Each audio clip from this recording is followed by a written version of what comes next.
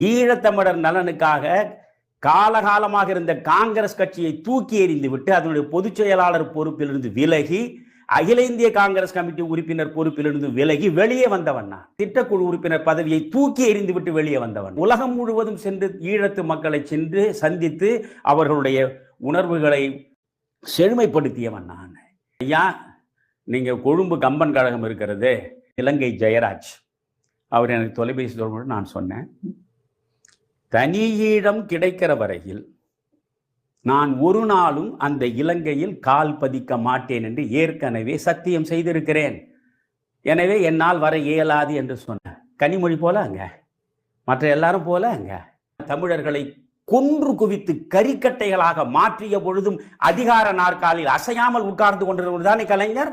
இதை கலைஞரிடமே நான் கேட்டுவிட்டு தானே வெளியே வந்தேன். திமுகவுக்கு ஈழத்து பிரச்சனையை பற்றி பேசுவதற்கு என்ன யோகியது இருக்கிறது?